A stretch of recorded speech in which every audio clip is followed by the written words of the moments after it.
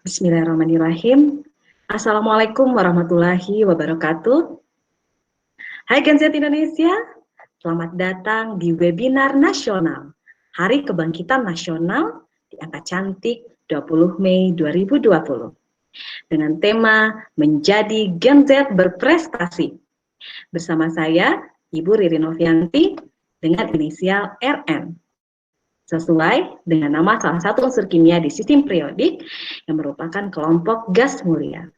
Semoga saya menjadi sosok mulia, pencerdas bangsa. Amin, amin, ya Rabbal Alamin. Berikut adalah outline webinar nasional kita. Yang pertama, apakah itu Gen Z? Yang kedua, apakah yang dimaksud dengan prestasi? Dan terakhir, Ibu akan mengungkap rahasia menjadi seorang Gen Z berprestasi. So, are you ready? Let's get started. Ini adalah gambaran 7 generasi dalam kurun waktu 100 tahun terakhir atau 1 abad ini. Kita bisa melihat ada rentang tahun kelahiran dan usia dari masing-masing generasi pada tahun ini. Yang pertama adalah the Greatest Generation. Yang kedua, the Silent Generation. Yang ketiga, Baby Boomers. Yang keempat, Generation X atau disingkat dengan Gen X. Kelima, Gen Y atau generasi milenial. Nah, saya merupakan generasi ini. Tapi jangan salah kaprah ya. Generasi milenial itu pada tahun ini memiliki rentang usia 26 sampai 40 tahun. Kemudian, inilah kalian, Gen Z dengan rentang usia 10 sampai 25 tahun. Dan terakhir adalah adik kalian, Gen Alpha yang merupakan berusia di bawah 10 tahun. Tentu di sini Ibu tidak akan membahas satu persatu karakteristik dari semua generasi. Karena kita hanya akan fokus pada satu generasi saja, yakni Gen Z. Z, singkatan dari Zers, Zuper, Zoro, atau Gen Z. Why not? Asalkan positif. Nah, ini adalah 10 karakteristik utama dari seorang Gen Z. Mari kita bahas satu persatu. Pertama, social. You know, Gen Z itu adalah masternya sosial media. Mereka bisa menghabiskan waktu lebih kurang 7 jam setiap harinya untuk bersosialisasi dengan keluarga, teman di dunia maya. Kedua, multitaskers. Gen Z mampu mengaplikasikan berbagai macam kegiatan dalam satu waktu yang bersamaan. For example, seorang pelajar dan mahasiswa bisa mengerjakan tugas online, kemudian juga sambil mendengarkan musik, bahkan juga sambil bersosial media. Luar biasa, bukan? Ketiga, entrepreneurs. Nah, dengan adanya kecanggihan teknologi, seorang Gen Z itu cenderung untuk menjadi seorang pebisnis online, ya, sehingga tak heran berdasarkan penelitian 72% dari Gen Z itu memiliki ambisi suatu nanti untuk menjadi seorang pebisnis online. Keempat, educated. Ya, kita tahu dengan mudahnya mengakses informasi pada saat ini, maka Gen Z itu dapat secara konstan belajar, kapan dan dimanapun. Kelima, filantropis. Tahukah kamu, Gen Z ini memiliki kecenderungan untuk menjadi orang baik, untuk melakukan yang terbaik untuk dunia dengan personal giving, kemudian bisa dengan volunteering, ya artinya mereka ingin berbuat baik untuk sesama di sekitarnya. Ya, jadi ini merupakan karakter positif dari seorang Gen Z. Keenam, digital natives. Tahukah kalian bahwa Gen Z itu merupakan penduduk asli era digital? Maka kalian harus bersyukur kalian berada di generasi ini. Ya, makanya tak heran karakter yang ketujuh dari seorang Gen Z itu adalah interaktif. Mereka lebih gampang berinteraksi dengan siapapun dimanapun dengan adanya teknologi, internet. Ya bukan? Kedelapan, tech savvy, penggemar teknologi. Have a question? Google it. So simple. Next, Nah, karena Gen Z itu seorang multitasker, automatically side effect-nya adalah menjadi kurang fokus. Nah, ini merupakan weakness dari seorang Gen Z. Akhir, cautious, waspada. Ya, Gen Z itu umumnya mereka lebih berhati-hati dalam segi keuangan. Maka dari penelitian, 57% Gen Z itu akan memilih untuk menabung. Nah, itulah dia overall karakteristik dari seorang Gen Z. Bicara mengenai digital natives, ini merupakan karakter identik dari seorang Gen Z. Dengan adanya akses internet 24 jam setiap harinya, maka Gen Z itu merasa dunia itu seperti tanpa batas. Maka dari itu, peluang seorang Gen Z untuk berprestasi dibandingkan dengan generasi-generasi sebelumnya tentu lebih besar. Jadi ini merupakan kekuatan yang sangat besar bagi seorang Gen Z untuk berprestasi di era digital ini. Oke? Now, let's talk about the achievement. Apakah itu prestasi? Secara etimologis, prestasi itu berasal dari bahasa Belanda, yaitu prestasi, yang berarti hasil dari usaha. Prestasi diperoleh dari usaha yang telah dilakukan. Prestasi dapat dicapai dengan mengandalkan 3 kemampuan utama, intelektual, emosional, dan juga spiritual. Dan ketiga kemampuan ini harus seimbang. Ya, serta ketahanan diri dalam menghadapi situasi di semua aspek kehidupan. Jadi dapat disimpulkan, pengertian prestasi itu ialah hasil dari usaha yang sudah dilakukan oleh seseorang. Mengapa harus berprestasi? Jika ada pertanyaan seperti ini, basically, prestasi itu adalah sebuah tujuan dari seorang pribadi dan keluarganya. Tentu saja, tujuan dari satu lembaga pendidikan bahkan merupakan tujuan dari negara. Indikator keberhasilan sesuatu negara itu salah satunya adalah berdasarkan prestasi yang dicetak oleh generasi mudanya. Sehingga prestasi juga merupakan ukuran keberhasilan dan sebagai citra positif dan kebanggaan. So, sekarang clear as crystal bahwa prestasi itu sangat penting. Nah, selanjutnya, apa saja yang dikatakan prestasi? Kita bisa melihat pada peta prestasi. Ada 4 kategori utama yang dikatakan dengan prestasi. Yang pertama itu adalah prestasi belajar atau akademik. Yang kedua, prestasi yang diperoleh melalui kompetisi. Yang ketiga, prestasi non-kompetisi. Dan yang keempat adalah organisasi. Mari kita jelajahi satu persatu. Pertama, prestasi belajar. Indikator keberhasilannya adalah hasil raport dan juga IPK. Menurut saya, prestasi belajar ini adalah sangat penting karena bersifat fundamental. Oke? Next. Mari kita berbicara mengenai prestasi yang diperoleh oleh kompetisi. Apa saja bidang-bidangnya? Ada 6 ya. Pertama, ilmiah, penalaran akademik, ada seni budaya, olahraga, teknologi dan sains serta inovasi, keagamaan dan kewirausahaan. Jadi, di setiap jenjang pendidikan, sebenarnya bisa mengikuti berbagai macam bidang kompetisi ini yang diselenggarakan oleh Kementerian Pendidikan dan Kebudayaan.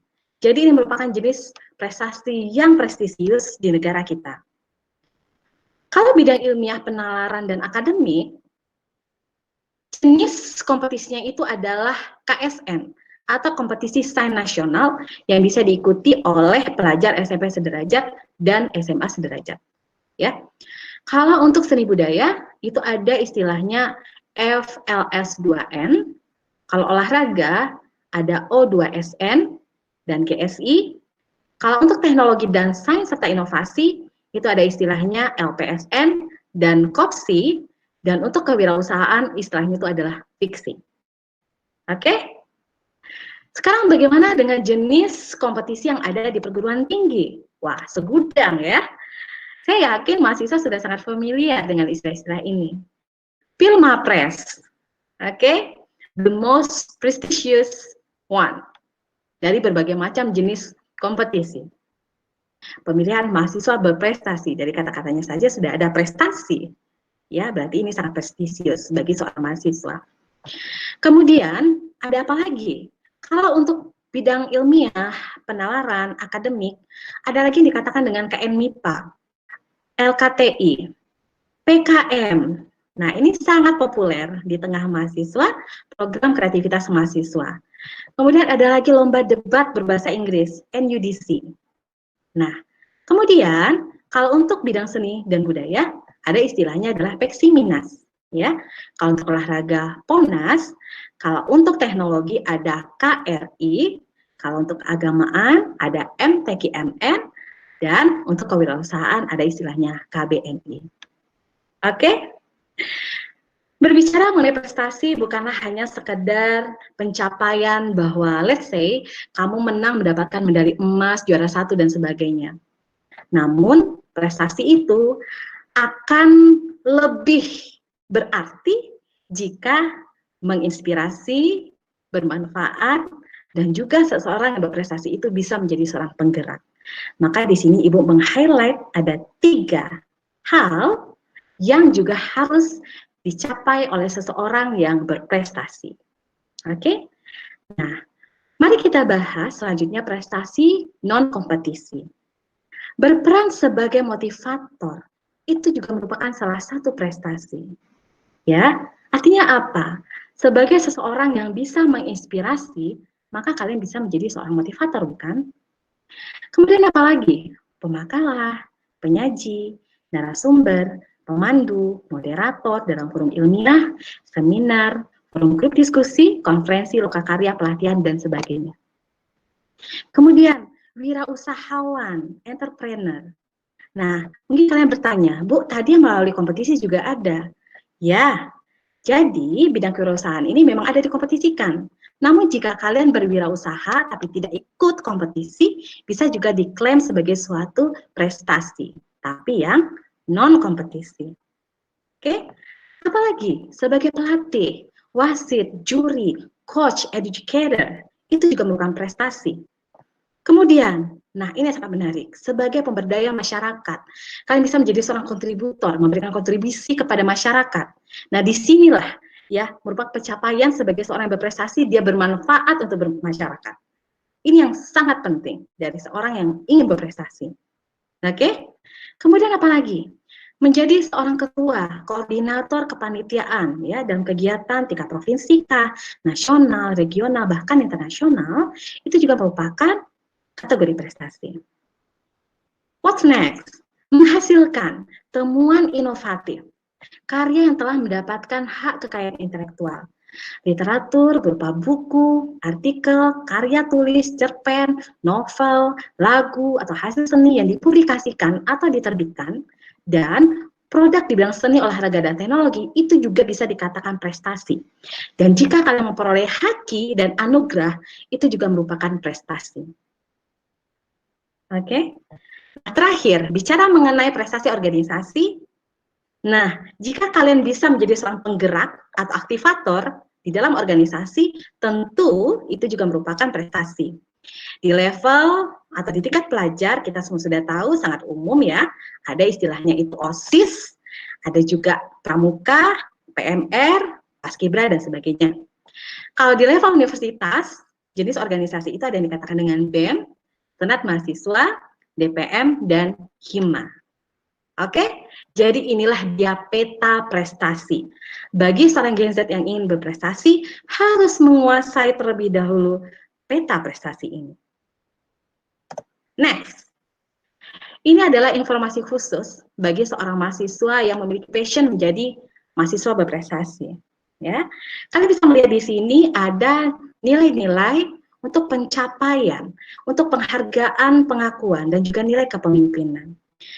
Kita bisa melihat bahwa level yang paling rendah itu adalah event yang diselenggarakan tingkat provinsi atau perguruan tinggi. Oke, artinya apa? Jika kalian memperoleh prestasi level fakultas atau kabupaten, kota madya, kecamatan, itu tidak akan bisa diklaim. Jadi tidak ada skor kalau level prestasinya itu hanya tingkat itu. Artinya at least sekurang-kurangnya kalian harus mencapai prestasi di tingkat perguruan tinggi atau provinsi. Baru setelah itu tingkat nasional, ya. Kemudian apalagi regional. Apa itu maksudnya Bu regional? Artinya event ini diselenggarakan oleh minimal 3 negara dalam satu kawasan. Kemudian apalagi yang paling tinggi levelnya adalah tentu internasional. Artinya event itu diselenggarakan oleh minimal itu ada 3 negara kawasan. Jadi seperti ada Asia, kemudian Asia Pasifik dan juga ASEAN. Ya, jadi tentu saja kalau level internasional itu capainya sangat tinggi dan skornya tentu sangat tinggi.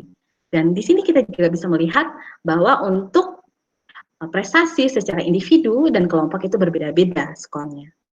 Oke, semoga kalian dapat gambaran ya mengenai ini. Kemudian cerita mengenai nilai kepemimpinan.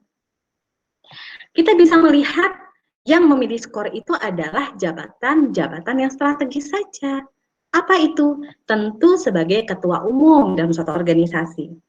Kemudian apalagi? Sebagai pengurus harian. Apa maksudnya Bu? Seperti sekretaris umum, ya, bendahara umum, kemudian pembantu umum. Maksudnya apa ini? Misalnya pada Hima, ya, itu ada ketua divisi. Maka itu bisa dikatakan sebagai pengurus harian. Jadi, bagi kalian yang memiliki passion menjadi mahasiswa berprestasi dan saat ini masih menjadi anggota dalam satu organisasi, jangan merasa nyaman karena kalian sudah tahu sendiri kan, ya, bahwa akan bisa diklaim menjadi prestasi kalau minimal itu kalian menempati posisi-posisi strategis. Jadi, one day kalian memang harus memiliki target untuk menjadi ketua atau pengurus harian. Oke, semoga kalian paham, ya. Nah, mari kita bahas gongnya webinar ini. Apakah rahasia menjadi Gen Z berprestasi? Saya punya formulanya. Master. M. Self-motivation. A. Achievement target. S. Skills. T. Fighting spirit. Dan R. Endurance. So, mari kita bahas satu persatu.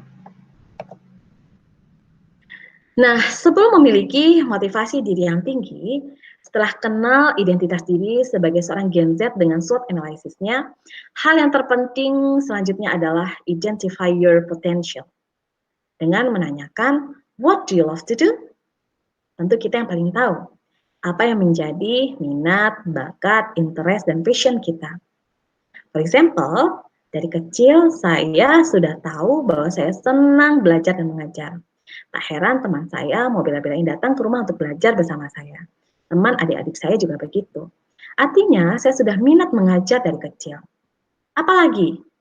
Ya, bernyanyi. Ibaratnya baru lahir saya bukannya nangis tapi bernyanyi. Nah, itu merupakan gift atau anugerah yang Tuhan berikan kepada saya berupa bakat seni bernyanyi. Ya. Kemudian apa lagi? Ternyata saya juga senang mengorganize suatu event. Saya mau menghabiskan waktu, energi, bahkan materi untuk mengkonsep acara atau event di sekolah bagi teman-teman saya. Nah, artinya apa? Saya juga memiliki minat menjadi seorang EO atau event organizer. Dari kecil saya sudah tahu itu. Artinya, semakin cepat kita tahu potensi diri, tentu akan lebih baik demi capaian prestasi kita ke depan. Ya bukan? Nah, bagaimana dengan kalian? Apa yang menjadi potensimu? Jika kalian belum bisa menjawab itu, maka tanyakan kepada orang lain. Listen to what others say about you. Orang yang bagaimana? Tentu orang yang positif. So, surround yourself with positive people. Pada siapa itu? Bisa kepada orang tua, tentu saja. Pada teman dan sahabat. Tapi ingat sekali lagi, tanyakan kepada orang yang tepat. Karena alih-alih bertanya mengenai potensi diri, karena bertemu dengan toxic people, yang ada dia malah memblok potensimu. Oke? Nah, bagaimana lagi caranya? Tanyakan kepada expert. Bisa salah satunya dengan cara mengikuti tes psikologi. Kemudian apa lagi? Nah, zaman sekarang ada dengan cara tes DNA atau tes genetik. Tapi tentu biayanya sangat mahal, ya. Bagaimana lagi caranya? Find lots of information dengan cara banyak membaca dan menonton. Artinya kalian akan bisa menemukan referensi baru, minat, bakat yang saat ini sedang digeluti oleh orang lain. Ya, kita tahu anak zaman now banyak sekali variasi interest yang mereka geluti, ya, seperti menjadi seorang desain grafis, gamer, ya, vlogger, bahkan YouTuber. Nah, artinya bisa saja kalian mencoba minat tersebut dan ternyata kalian suka dan merupakan potensi terpendam yang ada pada kalian selama ini, ya. Jadi artinya cobalah juga sesuatu yang baru. Try something new. Percayalah kepada saya, ini terjadi pada diri saya sendiri. Let's say orang taunya Ririn itu Santiang Baraja, coba nyanyi, itu kata orang Minang ya, saya orang Padang. Nah, tapi ternyata ketika kuliah, saya tertantang untuk mencoba hal yang baru, yaitu menjadi seorang MC. Setelah mencoba berkali-kali, ternyata saya juga suka. Artinya ada bakat terpendam yang saya temukan setelah mencoba sesuatu yang baru. Oke? Nah, bagaimana caranya menumbuhkan motivasi diri yang tinggi? Pertama, understand the purpose. Cobalah berdiri di depan kaca, kemudian tanyakan pada dirimu. Apa yang akan engkau lakukan sepanjang hidupmu? Engkau akan dikenal seperti menjadi apa? Sebagai apa? Disinilah personal branding berbicara. Artinya, prestasi akan bisa menjadi personal branding. Ya bukan? Kemudian, set mindset yang benar. Jangan fix mindset yang selalu negatif, mengatakan tidak bisa, susah, cemas, ragu, dan sebagainya. Tapi bagaimana? Growth mindset. Itulah yang benar. Ya, selalu berpikiran positif untuk mencoba hal-hal yang baru. Jadi, tetaplah stay positif dan hindari mental block yang tidak baik. Oke? Kemudian apa lagi? Banyak membaca biografi. Kemudian, who do you admire most? Siapa yang menjadi idolamu? Dan tentu saja, based on riwayat hidupnya akan membuat kalian terinspirasi dan menumbuhkan motivasi diri yang tinggi. Bisa juga dengan cara apa? Mencari motivator yang kalian kenal. Bisa guru kalian atau dosen kalian. Namun ingat, jangan sampai ketergantungan. Karena yang paling penting itu adalah bagaimana caranya kita menumbuhkan motivasi diri yang tinggi pada diri kita sendiri. Oke? Nah, formula yang kedua dari master adalah achievement target. Oke? Buatlah timeline target prestasimu dalam jangka waktu short term, mid term, dan long term. Jadi, for example, bagi seorang pelajar dan mahasiswa bisa membuat target prestasi dalam jangka 1 semester. Buatlah target prestasi belajar, prestasi kompetisi, non-kompetisi, dan organisasi yang jelas dan realistis sesuai dengan kapasitasmu. Kemudian, buat juga target prestasi di jangka waktu 1 tahun dalam menempuh pendidikan, misalnya. Ya. Nah, kemudian apa? Jika kamu memiliki impian yang besar di masa yang akan datang, maka buatlah target itu dari sekarang. Artinya, achievement target ini adalah key points bagi seseorang yang benar-benar serius ingin berprestasi. Oke? Kemudian adalah skills, ya. Apa itu skills? Adalah keahlian. Ada 2 jenis skills yang wajib kita kuasai, Yang pertama adalah hard skills, dan kemudian soft skills. Apakah itu hard skills? Adalah sesuatu keahlian yang bisa diukur, gampang untuk didefinisikan, dan bersifat spesifik. Sedangkan soft skill susah untuk diukur, susah untuk didefinisikan, dan bersifat universal. Nah, apa yang menjadi hard skill bagi kalian seorang pelajar dan mahasiswa? Tentu apa yang kalian pelajari saat ini di sekolah dan kampus, semuanya adalah hard skill sesuai dengan bidang kalian. Namun, di sini saya akan mempoint out skill yang bersifat absolut atau mutlak. Itu apa? Language knowledge, terutama English skills. Oke? Itu sangat penting. Kita tahu ada skill reading, kemudian listening skill, writing skills, dan speaking skills. Nah, berbicara mengenai speaking skills tidak hanya sekedar kecerdasan, tapi adalah jam terbang, frekuensi, dan keterpaparan. Itu kuncinya. Kemudian apa? Writing skills. Kemampuan literasi juga sangat penting bagi seseorang yang ingin berprestasi. Oke? Kemudian, mari kita bahas soft skills. Apa saja itu? Yang pertama adalah personal skills atau intrapersonal skills. Saya akan mempoint out lagi-lagi yang sifatnya mutlak atau absolut. Apakah itu? Positive attitude. Yeah, attitude is everything, right?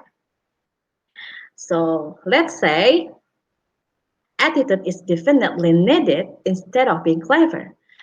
Sepintar apapun kalian, sehebat apapun kalian, jika kalian tidak memiliki attitude yang baik, maka tentu saja orang tidak akan respect kepada kalian. Jadi, jagalah attitude ini dengan baik. Ya, berusaha untuk memiliki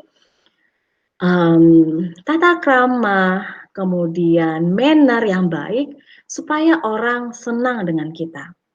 Oke? Kemudian apa lagi? Time management. Tentukan skala prioritas. Orang yang cerdas adalah orang yang tahu skala prioritas. Dahulukan yang wajib, baru yang sunat. Oke? Kemudian, bicara mengenai social skills atau interpersonal skills. Apa itu? Nah, saya mempoint out skills ability to communicate well. Jadi ini sangat penting. Kemampuan berkomunikasi atau public speaking. Ya, kita center adalah ahlinya. Nah, namun di sini tidak hanya skill untuk mampu berkomunikasi di depan orang banyak, tetapi bagaimana kita bisa berkomunikasi secara responsif, artinya komunikatif. Misalnya dalam berkomunikasi di WA, ya. Nah, di situ dituntut bagi seorang yang berprestasi itu harus bisa menjaga hubungan dengan orang lain dengan cara komunikatif dan responsif. Oke? Kemudian apalagi? Tentu saja tim player, kerja sama tim, itu sangat penting. Dan di akhir ada istilahnya methodical skills. Nah, ini adalah gambaran skills yang sangat penting bagi seorang Gen Z yang bercita-cita ingin memiliki prestasi. Oke? Nah, kemudian fighting spirit. Daya juang, semangat, kegigihan, ini juga sangat penting. Push yourself to the limit. Paksa dirimu sampai batas akhirmu. Ingatlah, ada titik finish prestasi, garis finish prestasi yang sedang menantimu. Jadi, berjuang-berjuanglah. Ketika one step closer to your achievement, maka endurance atau daya tahan merupakan titik terpenting. Jika telah mengerahkan segala daya upaya dari awal, telah memiliki motivasi diri yang tinggi, achievement target yang jelas, kemudian mengasah skill sesuai dengan targetmu, dan bahkan sudah memiliki daya juang yang tinggi, ketika dihadapkan dengan situasi yang sulit. Nah, daya tahan seseorang akan dipertanyakan. Jika kamu tetap maju, maka prestasi akan terwujud. Tapi jika menyerah, tentu saja prestasi hanyalah mimpi. Jadi, endurance adalah titik terpenting bagi seseorang yang ingin meraih prestasi. Nah, bicara mengenai formula Gen Z berprestasi,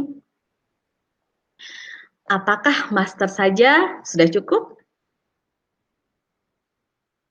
Tentu akan lebih efektif jika ditambah dengan PIS. Apa itu? Produktif dan kreatif. Jadi, formula ampuh dari saya untuk menjadi seorang Gen Z berprestasi adalah masterpiece. Bicara mengenai tokoh yang berprestasi dari generasi ke generasi, kita tahu ada Jenderal Sudirman, Bapak Habibie, Pak Yusuf Kala, Najwa Shihab, Pak Menteri Nadiem Makarim. So, who's next? Mari kita tunggu gebrakan dari seorang Gen Z. Tahukah kalian, pada tahun 2045, Indonesia genap berusia 100 tahun, yang berarti 100 tahun emas. Di momen Hari Kebangkitan Nasional ini, Ibu menghimbau, hai Gen Z Indonesia, bangkit-bangkitlah. Masa depan negara ada di tanganmu. Maka berilah kontribusi dengan prestasi. Semangat! Wassalamualaikum warahmatullahi wabarakatuh.